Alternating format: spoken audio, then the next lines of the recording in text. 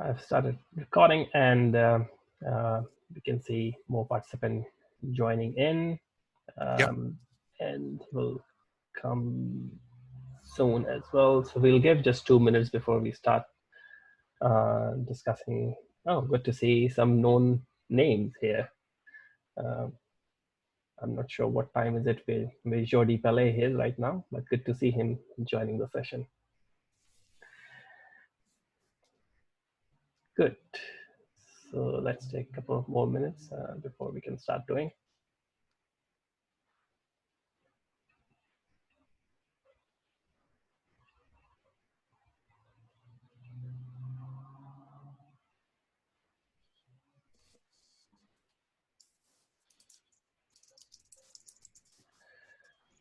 All right, so I think it's 1 minute enough. People will be joining in anyway, and we'll be recording the session. So that would be good enough. It's 9 a.m. in Spain, so that's not bad. I hope everything is fine and you're having a good time back home in Spain, Jordi. We'll be talking to you later on for sure. Welcome, everyone.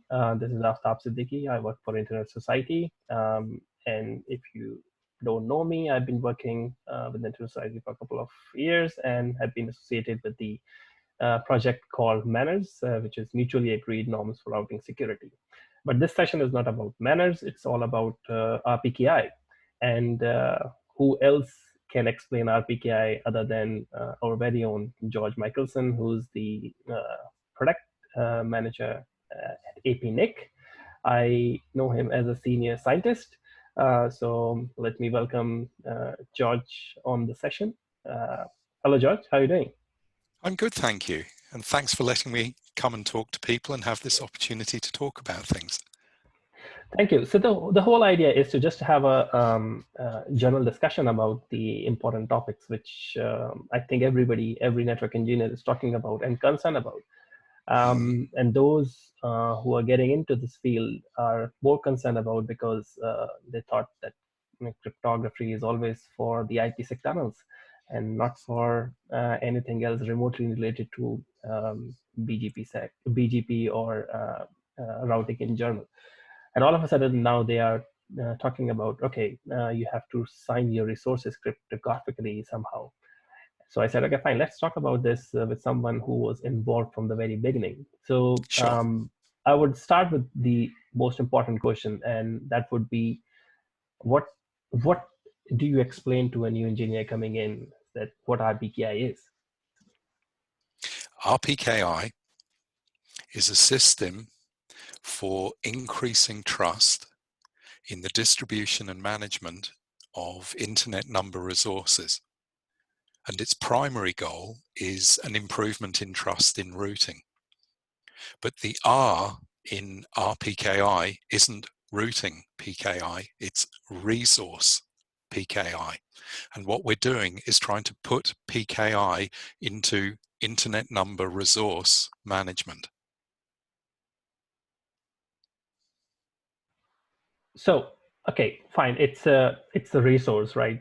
And when we talk about resources, it's IPv4, IPv6, and the ASN, right? So Yes, that's right. yeah. All of those we consider different versions of internet number resources. They're the fundamentals that actually drive the arms of the internet. There's three fundamental arms the internet works from. The protocol part, using IP to do things. The naming system that maps the names people in the real world can see through the DNS, and the routing architecture. And the numbers, they lie in the routing architecture and in the names, because the names map to the numbers, the addresses that are actually used to send things in the protocol units, in the PDUs. And the routing architecture says, well, how do I find those things? The IPv4-6 addresses, the IPv4 and IPv6 addresses are the unique assignments that say where things are in this space, and the AS numbers are the collected aggregates that ISPs and other operators are using to send that information in BGP. So we're part of the management framework of all of that. And RPKI is looking into that and saying, wow, let's add some trust into this. Let's construct a space that when people say things about these resources, be it in BGP or be it in the Internet Routing Registry or be it in whatever framework, how about if we add some trust? And that's what the PKI part is. It's cryptography for trust. So if, again, I understand the resources, I understand the routing part, and all of a sudden, should I have to go back and understand how the PKI, the public key infrastructure works, and how? Well, a little bit. It pays to have a little bit of the common understanding there so that there's nothing too confronting when you have to start interacting with the components. Okay, so that makes sense. I mean, we'll be touching base on this one moving ahead. So next question I have is, why do we need RPKI all of a sudden? I mean, Oh, well, this is not all of a sudden, Aftab. We're sitting here in 2020, but this is an activity that's been underway for an extremely long time. And it actually has its roots deep in the IETF process, talking about routing and routing models and routing security. There was a working group called RPSec, and they knew right from the start of doing BGP that they were building a model that we typically call protect the edge. So walled garden protection. Let's trust each other in BGP. We have no trust in BGP. Add passwords. So now we're requiring a password to bring up a BGP session. And then it's, wow, these passwords are very simple. Let's add MD5. So now we're doing MD5 passwords in BGP. And sooner or later, somebody says, this is not adequate protection. Why do we believe the things you say in the BGP PDUs? And that's when the RPSec conversation started up. How can we trust the things we're told in BGP? And it goes fundamentally to two qualities of what's happening in BGP: origin and path. And there was a long discussion in IETF circles in the RPSec working group about different models of trying to protect origin and path. And eventually they actually reached a point where they kind of had to accept limits of what they could achieve at the time. And path was put into a box, and everyone said, this is enormously complicated, but we think we understand origin well enough that we could start to do some things here. And there was a very strong drive to the question, why do we believe people when they make origination statements in BGP? And the important question there is, what did we have as a pre-existing model that you bring to the table? And the answer is, we had the RIR system, which is unique delegations, and we had internet routing registries, which are a publication framework to say, what should you expect to see in terms of origination and related policy? And so we looked into this and we said, what could we do to add value here? And the thing that came to the table was, well, there's a natural hierarchy in how resources are being distributed and allocated and assigned. It's an agency where people come and justify their need and use public policy process to determine how much address people get and what it's being used for and under what conditions. And there's the people that hand out the address, and that's an immediate moment where you say, someone who does a thing, who hands a thing over, I give this to you, that's a moment where you could sign and say, I give this to you, Aftab, signed George. And then if you have to subdivide that, tear it up and give a part of that to one of your customers, you're in the transactional moment where you could say, I, Aftab, sign that I gave this part of what I have to this customer. So there was a natural emergence of this behavior, sign what you do. so When this is you go out into the world and you say, what are the frameworks to say, sign what you do, PKI springs up. so it's if I look back into the what your initial argument was, that BGP was inherently not secure, and we had to secure it. So there were two components. One is who you are talking to, Yep, what they are announcing, yep. and what is the path from which you are receiving that announcement, right? Path is very hard, Aftab. Right. So Path is an yes. interesting problem that is now a hot topic of discussion, because we had two potential models on the table all the way back to IETF Paris, that I think is around 2010. It was still quite an open question. How do we want to validate path?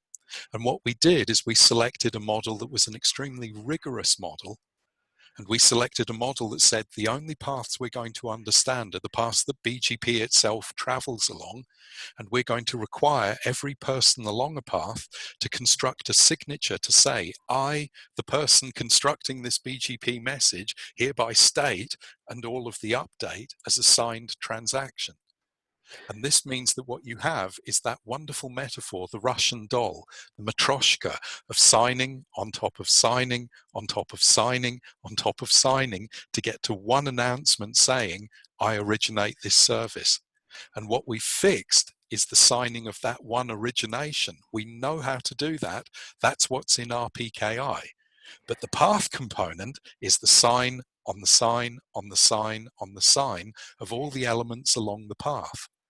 And that's the part which is much more complicated and difficult. Okay. So that is one thing. One thing is clear. We are not securing the path element of the BGP at all. Yeah. At this stage, that is not something that is in scope for the body of work that we as the RIR are involved in. It actually is using a different kind of keying technology, ephemeral keys, and they to some extent anchor in the RPKI, but they then do their own thing. What we're involved with, what we're intimately involved with, is the external part of saying we assert that we can sign who has unique control of the resource and give them a certificate that they can use to say what they do with it for origination. Okay, so it's only about what your peer is saying, or what your neighbor is telling you is authentic or not. That's what we are trying to Yes, certify. and the mechanism that you use is RPKI RTR, which is a protocol that allows a router in the decision logic moment. Here is an announcement. It materially alters what I think I'm going to do in terms of forwarding. Why do I trust this? And what we could have done is said, well, you trust it because you've built a giant cryptographic model inside the router. And we decided that's too much work. The routing engineers were like, wow, that's a lot of work to put inside a router. So it's been externalized into a repository framework, which is called in cryptographic terms a relying party. You build a model of the trust in the origination statements that you expect to see, and then you operate a service with this protocol, RPKI RTR. And your local router goes to one of these repositories and says, is this one okay? And you say, yep, it's okay. And then it says, how about this announcement over here? Is it okay? And you say, that's not found. I can't tell you if that's okay. Well, then it says, this one over here, is it okay? And you say, it is not okay. That breaks a rule that I was given as an absolute statement of origination. That's no good. So it's those three states, valid, unknown, invalid. You get that from an RPKI RTR instance. It's not a BGP speaker. It's a cryptographic unit which acts as a relying party to learn what it can tell a BGP speaker. So again, on your statement, you said we were supposed to secure the BGP. We actually didn't secure the BGP. We added additional thing which We BGP can take added help. knowledge to BGP to make the things that BGP says more secure. But the thing securing BGP, that actually has other components. So it would necessitate moving to TLS, for instance, so that you had message integrity trust, that when you spoke to a party, no one along the way had interfered with those packets and dropped BGP updates or intruded updates you didn't expect. So you would need a secured session using TLS, and you would need session identity tokens across the boundary, which were better than the MD5 password strings say. So you had a basis for believing when you brought up a session to talk to AS whatever it is, AS1221, it really is Telstra. And then you get the messages inside that say, here is my statement of routing intent, and they are anchored in us. But that TLS protection and that improved identity for the BGP peering, that's not part of RPKI. Yeah, so you are giving an additional hook inside BGP so that it can get it can get the right information from from the RTR session if it's making with the relying party software? Well, I'd want to be cautious how I state how this works, because I'm not a BGP speaker, and I try very hard not to overstate what I understand of how BGP works. But what I'm led to believe, and what I think someone else, perhaps someone like Tashi or yourself, who is more routinely in this, could say, is that the part of BGP is kind of 2 or 3 moving parts. There's the part which is receiving information as BGP updates and withdraws, and then you build a model inside yourself of what you know about the routing state of the world, and then you have to construct this thing which is the forwarding information base, the fib, that says, well, when I actually get packets, what do I do? And the point is that routing information base, the RIB and the fib, they're both parts of what you use to decide what to do. And you actually have to police and maintain both of them. So the normal BGP was, well, here's a giant RIB and it has all these different paths. My fib, it's the narrowing down of the forwarding part. It's the best paths. It's the things I'm really going to use, and it gets me quickly to this input, that output. But the RIB sits there saying, oh, you have all these other choices. You could have gone this way. You could have gone that way. And you've got to add into this a little engine that's going to sit there going, this bit of the RIB, is that really okay? Should this origination be accepted? No, chuck it out. No, chuck it out. No, chuck it out. It's what I call pruning. You have to prune your RIB to reduce the set of things you're going to consider legal. And then your fib is kind of coming along for the ride, because you only construct your fib based on what you had in your RIB or in other local rules that you maintain locally. So it's this little bubble of addition into that decision logic. Why do I like this information? Why am I adding that to my RIB? Why am I altering my fib as a result of this? And that's not BGP, that's decision logic locally. So you've got other ways you do this. You have policy routing, you have community strings, you have all kinds of things that you might be doing. This is just another thing you do. So if I do not rely on RPKI, and just assume for a second, can I achieve the similar result I can achieve with RPKI using the existing tools, the one you mentioned, community, or any other sort of pruning, which can help me achieve Well, the same result? Well, I'm biased because I'm part of a group of people that designed for a model that was a strong cryptographic check. So if I say there are things you can do, you would understand the qualification. I will always put the sentence after it, but this is very weak. So you could have been using internet routing registries and trusting everything they said to construct your filters over what you receive and what you emit. But, ... this is very weak, because an IRR is inherently a statement that is made by someone else, and you're trusting it because you trust the publisher. So as you can see, I have a lot of books behind me, and some of them say true things and some of them say false things. And the problem is, how do you know which is which? And that's trust the publisher. I'll trust this book because it's published by Penguin. Excuse me, you think Penguin Books never publish books that don't say true things? Well, that's what IRR is. You're trusting the publisher. So some publishers have a strong binding. We only put things into the routing registry because we know it, because we are the people who made a decision. RIPE NCC's routing registry, ARIN's routing registry, JPNIC's routing registry, APNIC's routing registry. We only put things in there because we did delegation acts. RADB is a community-run routing registry in Merritt in Michigan, in North America, and they're nice people and it's a great service, but they have no relationship to the delegation function. They are a publisher of best effort intent, and if someone in good faith comes to them and says, I have this block, they'll put the routing information in that base. And if someone of bad intent comes to them and says, I have this block, they'll put the information in their routing registry, because they don't have a formalized check function to say who has that block. And that's why I say ... is very weak. What we do in RPKI is we say, when we give you the resource, we give you this cryptographic tool. And if you want to do things with that resource, if you use this cryptographic tool and you make signed assertions that you give people, they can check you did it. They can check, they can prove it. And that's like a huge uplift of trust. You're not randomly saying, I have this prefix. You're saying, I have this prefix, I can prove it.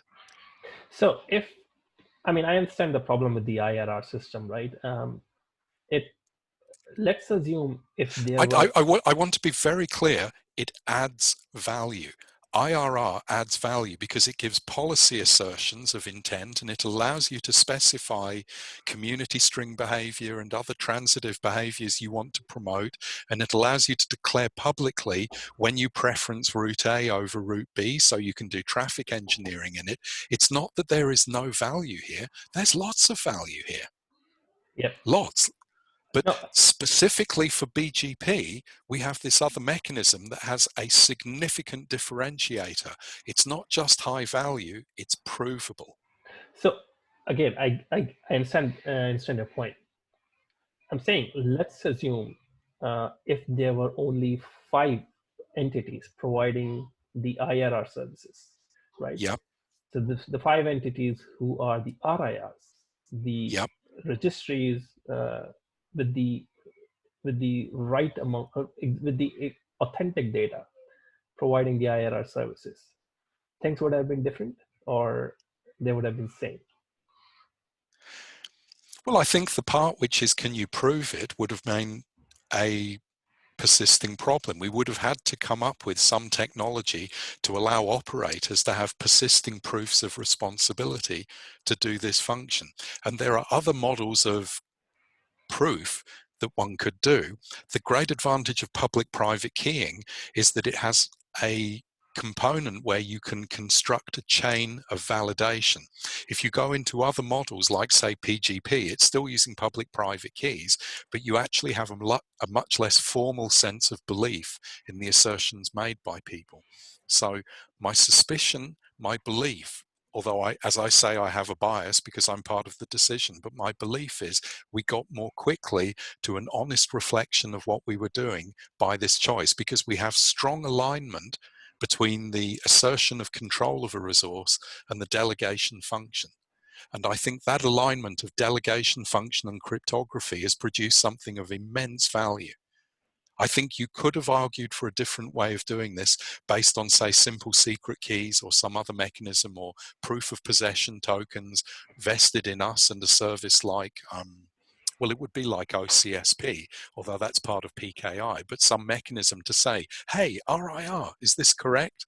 And we would have said yes, no, flagging. I actually think this is a better model. But the only entity which can actually give you the right answer is the RIR, right? Yes, because So, we are the entity that performed the delegation. So so, there's a really tight binding. We did it, we assert it. so the next question I have is, of course, now it was the natural selection that RIR has to do the has to provide the RPKI services, right? So they have to Yep, provide the services to their members and yep, provide the trust anchors. So now we have yep, all the 5 IRRs providing the trust anchors, right? yep. It would have been perfect if there were only 5, but now you can have more. You can have a hosted CA. It's not a trust anchor, but you can have a hosted CA. Now you are further delegating other entities in terms of Oh, APNIC that region. was always inherent in the model. The model as designed. This actually is quite a large architectural difference between the PKI that we have designed and deployed and the PKI most people use. So here we are sitting at machines that have browsers, and we use PKI all the time to do TLS and SSL connections to websites. Those certificates that protect the websites, they are what we call technically end entity certificates. They're certificates that are not allowed formally to sign another certificate. They can sign packets and they can sign messages. The one thing they can't do is sign another certificate. You can actually detect that they're doing the wrong thing because the certificate that you're checking, the part of the certificate that says, what can I do, is signed over by the issuer, and it says, you can't issue certificates. You are only a certificate that can sign objects. But our PKI every single player in the system, every delegate and recipient of resources is given a certificate that can make other certificates. And it's a huge distinction in behavior. So if you use the portal in an RIR, if you use my APNIC to go into your account and to use it to make signed objects, rowers for routing, what you are actually doing is you are spinning up a little CA that is only about you. And above it is us, and we delegate to that CA the certificates to operate, and then you use them to do things and sign rowers. And all we're really saying when we say self-hosted is that you take that delegated machine and you move it off the table into your own system. It's now in you, but you still have a certificate at the apex that's delegated from us up here. We're still delegating to you the operating permission to host your own. So the part of this that potentially is a weakness, that is a problem, is that you have to have somewhere to put all the things that you make. You have to publish things. And the natural thing to do is to say, I know, I'll put a publication store over here on my side. And when I publish things, I'll publish over here. So here you are, AFTAB, you've got to go into the world and you start at the top at the 5 RIRs and you get all the things we say. And then you're looking for the things that were hosted in us. They're in the same place. You got them when you got us. And now you're looking at this self-hosted guy and he's saying, hello, you've got to come over here. You've got to get it from me. We're looking at a potential explosion in the number of people doing that if self-hosting becomes popular. So we are actually trying to modify service so that we offer a publication service. You do the cryptography, but you take those cryptographic objects and you put them back into an APNIC publication point. And you reduce that burden of how many places all the relying parties have to go to fetch that information. But the part of the model that is really going to stay, and it's an important part of the model, is that you are not just using these end entity certificates like websites. You're using certificates that are issued under a hierarchy of certificates, and you can issue them too. It's part of the model. So it was always, so the misconception is that all of a Always. sudden, you have started hosted CA. No, RIRs were hosting your CA. You were Yep. creating the certificates. You were Yep. signing the resources with that certificate remaining And within the RIR. There's a quality here that actually was very important for us, because the principal moment in a PKI is signing what you know. So even classic PKI that's issuing certificates, what you're meant to do is you're meant to look at proof of identity like government ID, do the 100 points check, and then when you sign the certificate, what you're effectively saying is, I, the issuer, sign that I looked at these proofs of possession, I saw AFTAB's digital ID, I did a 100 points check, this is AFTAB Siddiqui, this is his public key. You're signing what you know based on some evidence out of system. So think about this for a minute. What do RIRs know? Well, they know that they have a block of addresses, and they know that they gave part of that block of addresses to some account holder. And now comes the moment. The account holder says, I want to do some routing. I want to send packets here.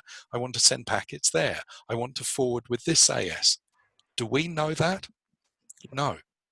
We're no longer in a position to say we can sign this because we know it. You're signing it. It's your certificate signing what you know. So that separation, that hosting, that was a moment for us to draw a line between the things that we say what we do and the things where you say what you do. And it's very important that we maintain that separation, because we are not actively engaged in decisions around how writing happens. That's a decision that the delegates, the ISPs, make amongst themselves, conferring what BGP means. What we do is say, here are things that you can use in BGP, but now the decision about how you use them in BGP, that's with you. Okay, so I understand that point very clearly. I hope other understand that as well. Now that gives me a big question mark on what if APNIC fails the services they are providing. I hope it will not ever, but what if that happens? Not just only the CAs I have within the APNIC are gone, even the hosted CAs, the self-hosted CAs I don't have any access to them. Am I right? Or I still be able to access them? Well, there's always a grey area around any kind of online digital service. What does it mean if you can't operate the service? So standing up and saying, I'm prepared to do this job, actually does mean standing up and saying, I've taken on a burden. Providing a So 24/7 service. Yes. yes, you have to commit to certain levels of service, and you have to commit to what your intent is around operational failure. You have to commit to the longevity of your investment here. And APNIC has made a colossal investment into this system. We've made millions and millions of dollars of investment to construct both an information model and standards and software development and an operating basis. And we actually formalized this into a document called a CPS, a certification practice statement. We're actually in the process of revising our CPS to reflect changes in our location and our model of operation. But the essential quality is we stood up a formal declaration, this is what we do. So nobody can say disasters won't happen. I mean, I cannot stop a meteor hitting Brisbane, but we have mutuality amongst the RIR. We have a DRP operational model which says in the event of catastrophic failure, what would we do? And we do this for WHOIS, and we do this for Central Registry, and we do this for Reverse DNS, and we have done this for RPKI. And one of the nice things about the architecture we have for how we do things is that all of the resource delegations that we have made are actually publicly visible to the other RIRs. So in a hypothetical worst case, and you understand, I do not expect this to happen, but in a hypothetical worst case that our part of the information system broke down, the other RIRs could stand up and say, it's okay, we've got this. We know that this discrete entity has these resources, and we can immediately take all of these rowers and we can countersign over them. We can revalidate them under our trust anchor. The world can carry on. Perfect. So that is a good a sigh of relief for everyone, I think.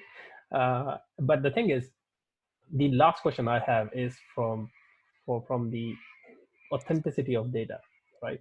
So we all know Yeah. what happened with the IRR data, right?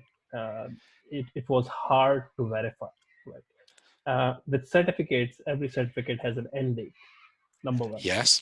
And It's baked into the model yes, of PKI. No yes, permanent issuance is made. None. yes, but it still doesn't give APNIC any authority to revoke a certificate for So XYZ reason. you're occupying the space between the technical ability to do a thing and the operating basis for what we do.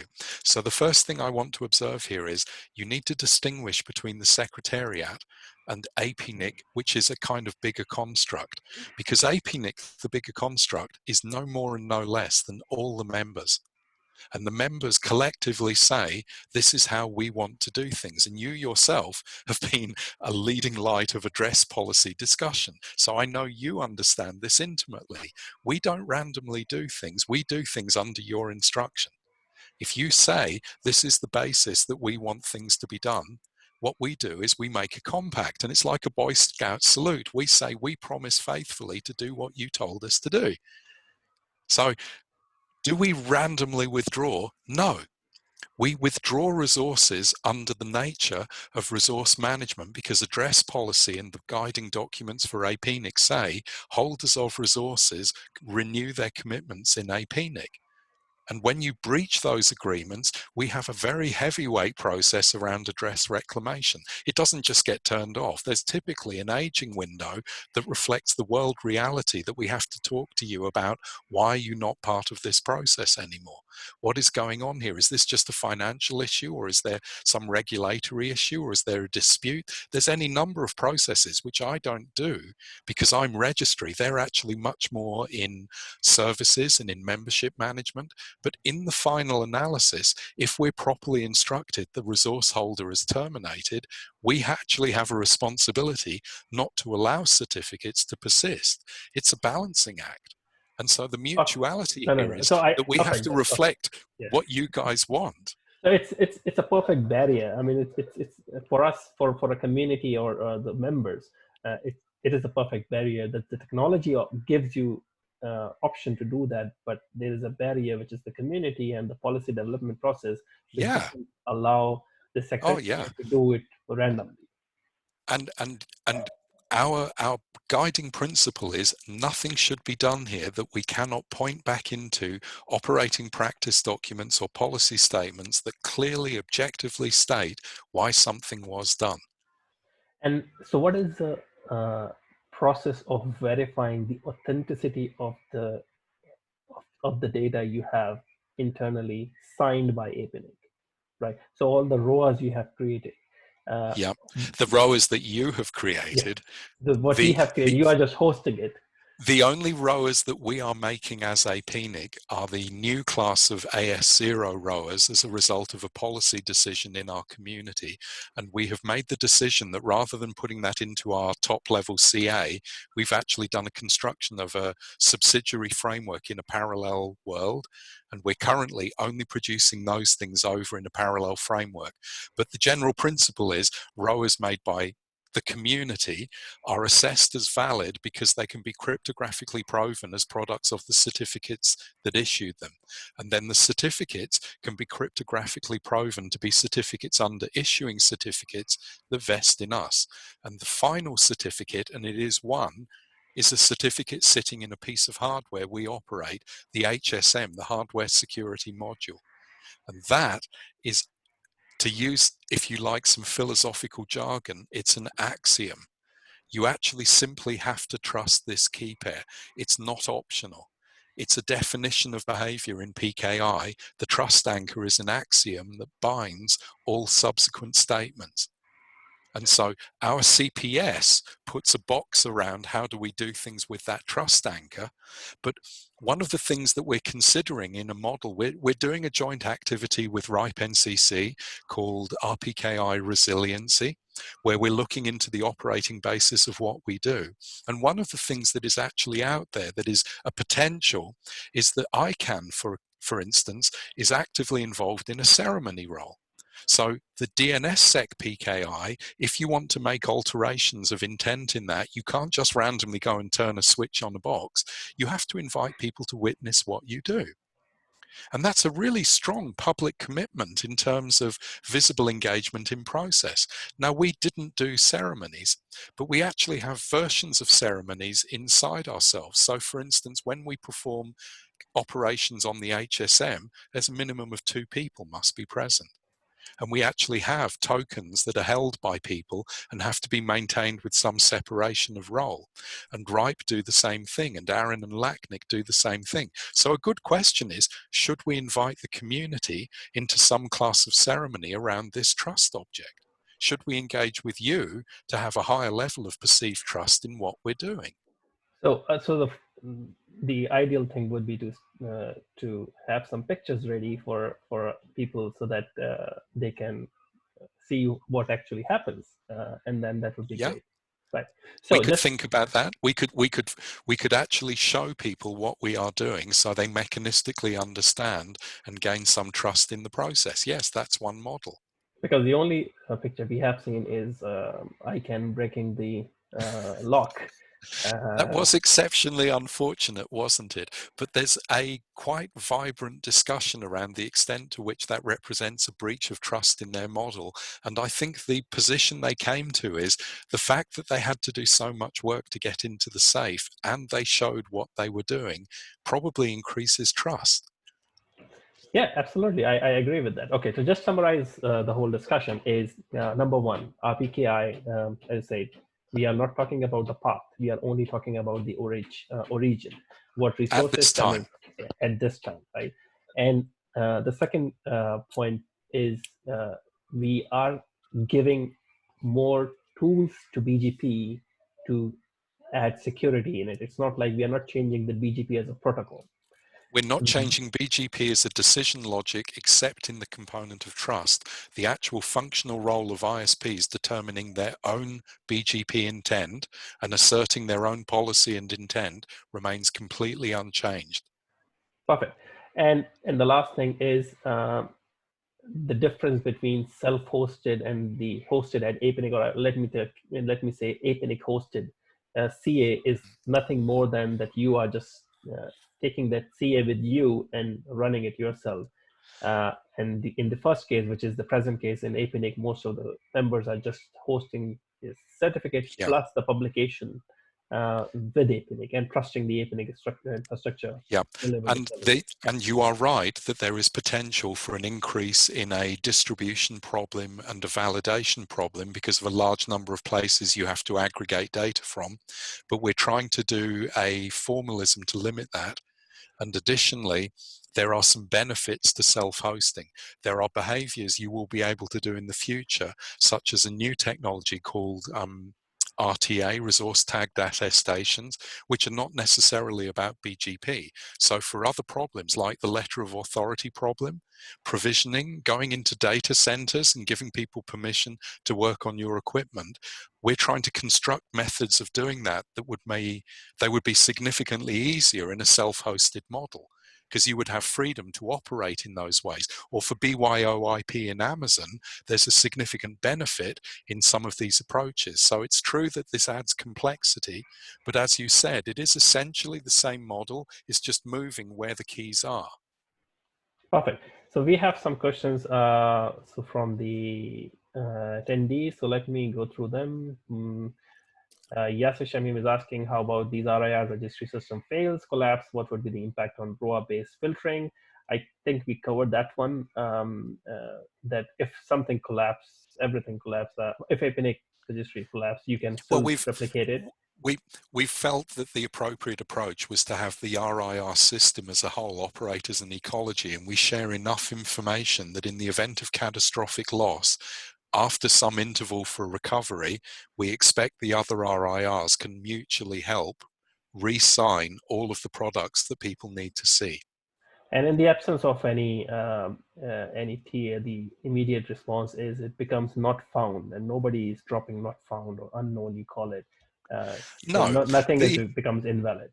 But that actually is a very interesting point. It goes to this thing that the value of RPKI is actually a sum of the parts. So we have a system where all of the RIRs are able to issue the certificates, but the value proposition in improved trust in the global network is actually very strongly bound in more ISPs bringing up validation. So this problem of are people doing ROAs, are people being relying parties, we actually have to do work there. And it's not technical work, it's outreach work, it's encouraging work, it's training work, it's what you're doing here, having these conversations to say, this is useful. We need more people to do this.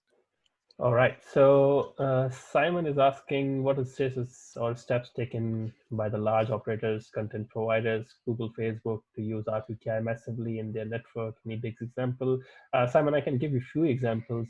Google, Amazon are quite aggressively signing their resources. Microsoft signed a big chunk of their resources from, I think, Aaron, or right?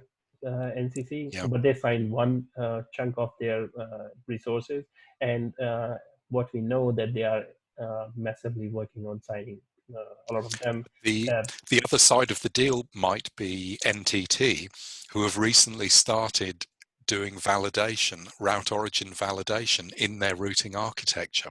So although they may not have gone the full distance to refuse to accept unknowns, they are rejecting invalids. If they have a strong evidence that what you're doing is against a signed assertion, negates a signed assertion, they don't accept it anymore. And NTT are transit for a huge footprint of network. So that's a very large commitment in a public sense that's now had quite a large visible impact. And I believe AT&T are in a similar place. And Telstra announced it that by the end of June, they'll start doing the same. So once all these larger players start doing it, there is no other option but to start creating rules for the smaller players or the content providers, so they have to do it. Okay, next question is, any assumption on how many years still we have to wait to drop all the invalids and unknown prefixes? I can give you one answer. It's not gonna end ever. I think it's an ongoing battle, I would say, because there will be, unless all the communities decided to make it mandatory to have ROAs. So I have a slightly different view on this. I think that in order to go to a wide-scale increased trust, you have to arrive at a point where people do drop unknown. So drop invalid is possibly the lowest bar goal here, because all you do is get rid of spoofed origin or incorrect assertion of origin. And I think the high value outcome of not even the network parts that won't say what is secured, you have to get there. But when it's more than 50%, it's ludicrous. And the point is, between 50% and 100%, there's a number. How big is that number? And I think that there's actually a number which is probably more like 70 to 80%, where the marginal effect on any individual ISP of electing to say, I can't reach unknown, is really very low. And the primary question is your immediate relationships, because after all, we're building for more IXs, aren't we? We're not building for long paths, we're building for short paths. That's better internet. So if you have an immediate adjacency that matters to you, and they're not doing RPKI, you should be talking to them and you should say, why don't we do something here? And grow trust locally. And at the point where you know they do it and they know you do it, you actually have achieved something that's really very big. And you could start to say, I will never accept any address that provably lies in you that I don't see on a trusted path, because you told me that's what you want. So I think the mutuality part has some hope here. But in terms of years, I'd say it's a minimum of 5, and it might be 10. I mean, we're only 10 years into this endeavor, so I'd say it's early days yet. I cannot disagree on that one. Absolutely, I agree. Yeah, there will be some point in time where we can say, unless it is valid, I will not accept it. So it can be. It all depends on the direct peering. I would say, as you said, going to the IXs and directly peering with people, it can dramatically change quickly. I agree. Moving on, today the rower Amit Tank is asking, today the rower creation percentage is very less. We cannot reject the unknown and valid routes. How do we move ahead? To all edge routers in the network need an individual session with the validator software? Does only flagging the route have an impact on the routing in the network? Okay, the first part we already discussed. The second part, from the operational point of view, I would say yes. Every edge should have a session with the relying party software. Don't share And the IBGP. And that relying party software needs to be in you. You should never externalize that trust. You have to operate your nexus of trust, your source of trust, in yourself. If for no other reason that if it's outside of you and you decide the route's untrusted, you'll lose visibility of your source of trust. Right. So last two questions are some light on the RIPE NCC deleting the 4,000 ROAs accidentally. 400 I here. mean, yeah. So this is one of those truly awful moments that nobody in any software development space wants to wind up in. And it's where you do a software upgrade in a belief it's fixing problem A, and unbeknownst to you, it causes problem B. And so they were doing work in a system and they had done tests. So it's not that they hadn't tried to limit the impact, but there was an unknown quantity in the nature of the information space that is their registry map that says what should be validated. And the primary thing is you shouldn't validate members that are no longer valid. And they had a transitional state in their information space that basically said, well, about 4,000 of these things are no longer valid. So they did the proper thing as a CA. They said, if they're no longer valid, we have to terminate. Now, their root cause analysis uncovered things that could have been dealt with better, and they're looking at their processes to remove that. And they also have tried very, very hard to make sure that they see these problems much more rapidly, because the last thing you want is a persisting state of invalidity. But something I need to say is that you shouldn't use counts of rowers or counts of things removed as a strong signal that a mistake has happened, because we actually know of a member in our region that is a collection of about 5 different ASs operating as a group.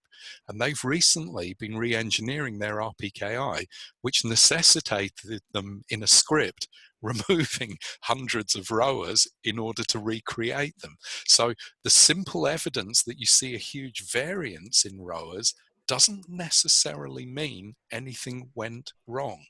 It's very contextually defined. So they can be false positive. If you're just Oh measuring the yeah. number of rowers, then it can be a false positive, saying all of a Yeah, but sudden. if you see routing intent changing as a result, that's much more indicative of a problem. But you can believe me that Natalie and Tiago, the software and operational engineers in RIPE, are absolutely horrified that this happened, and they've gone straight back into their systems to look at their process and their release engineering and their testing to limit the likelihood of this ever happening again. This was not good, and they know it. So, and I respect the outcome and the report and the analysis given by them to the community, because the thing is, the one thing every operator appreciates is a proper root cause, and they did actually. Uh, I hope APNIC has taken notes out of it that they should following things like that as well. But yes. One of the things that I mentioned earlier is this routing, this RPKI resiliency activity. We've been in a very active collaboration with RIPE particularly, and I would hope soon with the other RIRs, specifically to try and understand the mutualities here. So I would expect there will be an engineers meeting where we get a full disclosure with them, probably under Chatham House, because it's not appropriate to discuss these things widely, but so that we can gain trust in our own risk here, we will understand exactly what happened in them and reflect on our own process. And as RIPE are doing process improvements in their design, we are reflecting on that. And as we do process improvements in our design, we share that with them. So we've been looking at taking our publication framework into the cloud to have more points of presence to publish from. And we've been discussing how we keep rsync and RRDP, the two publication technologies, how do we keep them aligned? And that conversation includes discussing with the other RIRs to get some mutuality. So we all talk. Okay, that's perfect. So another question is, what if there is a malicious TA and CA?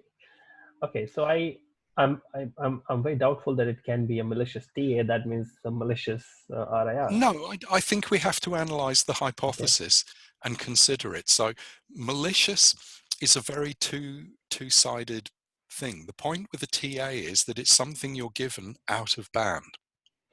So there might be reasons you have to maintain local policy that cannot align with the RIR system. You might be making a huge internal structural use of public resource. Now, as a registry, I wish you wouldn't do this, but the observed reality is large networks often reuse blocks of address. And so in system, we have this model called Slurm. And we have the idea that you construct a file that says these things here are to be acceptable even though they can't be handled inside system. So there's potential in that framework for a bad actor to modify your Slurm state. So you consider slum file as a TA because it overrides the functionally it overrides. Yeah. So there are weaknesses in choosing to use models like Slurm that have potential to alter your trust path. And the risk assessment here is, if you do not police the origination of trust into your routing architecture, there are many pitfalls. But a TA is a highly specific thing. It's a signing entity, and you actually have to consciously include it in your RP, your relying party software. So the barrier here is that your relying party engine needs to be protected well enough that no malicious actor could insert a rogue TA in. So And that is a burden that is in you, the relying party community. I can't constrain that. It's a risk you have to police. And it's another reason your RPKI RTR must be in you, in your Centrex, in your NOC. Don't put this in the cloud. So rather attacking the TAs, why not just attack the RP, which is it's a piece of software which can have vulnerabilities in it. The thing with the bad guys is that they only have to find one weakness. Yeah. So you're right. If there was a lower barrier path to attack, you'd attack the RP and have it say, yep, that bad address, that route, trust it. You would do that because it's a lower barrier path. But that's the nature of the problem. Perfect. Just going to the last question. I hope because we have to close this. Thank you, Amta, for this, and George for sharing valuable insight. One of the bottlenecks for RPKI is developing countries is hardware. Is there a dialogue with the hardware vendors to urge support for RPKI? Yeah. So one thing I know is Arista announced their EOS, which supports RPKI, right? So and that's a new vendor joining in. So we have Cisco, we have Juniper, we have I haven't ever tested it, but we have Huawei, and we have we have OpenBGPD and we have OpenBGPD, Quagga. So we have free FRR, source solutions. yes. If you wanted, and I don't like to objectify the vendors, so please understand it gives me no pleasure to say this, but one of the vendors that is a real problem here because of the lack of availability of RPKI is Microtic, because they are phenomenally popular, and they're popular in the Asian and in the emerging internet economy market because the price point is unbeatable. But they don't have a mechanism to support RPKI RTR. And that means we have a large in-field deployed network of people's routing framework that is on hardware that just can't do this. And so you go to the alternate mechanisms like route reflectors and the traditional frameworks for acquiring knowledge in BGP. And my suggestion would be we need to work on these vendors and we need them to do the work. But in the meantime, you could adopt models of routing integrity where you have something that is capable of doing RPKI and use it to feed the forwarding information to the rest of the network. But the problem is real. Yeah, and we need the dialogue. So the traffic forwarding still relies on Microtic, but you can feed the decision-making capability Yes, from you somebody could run the somewhere else. decision logic on something that is able to do this. But you would then be relying on your propagation. Perfect. I think that's it on the QA side. People relied mostly on chat rather than asking question on the QA, but that works. I hope that was beneficial for few folks. And okay, Jordi Thank you said very much for something. the opportunity, by the way. No, I think what Jordi said I wouldn't repeat on air. Yeah, I mean, good to have you, Jordi. I would say that I just read the message. Thank you so much, George, for your time. I hope I will bother you again as soon as I can. And I'd like to say to all of the members of SANOG how much we value this kind of engagement. And I absolutely encourage you to talk to us and to engage with us. If there's anything I've said that caused confusion, if there's anything I've said that you feel doesn't reflect the reality, please call me out on it so that we can get the real story out there. I need you guys to take this technology and run with it. Securing the internet is very important, and it lies in your hands to carry it forward. Absolutely. I couldn't say it much better. So the whole point was to invite people in the South Asia and the SANOG community, not just living in the South Asia, it's a larger community, to get engaged and discuss more, because we need to secure the internet as a whole. And once again, thank you so much for your time, George, and everybody who joined the session. Hopefully we'll see each other again very soon. Thank you. Have a good day ahead.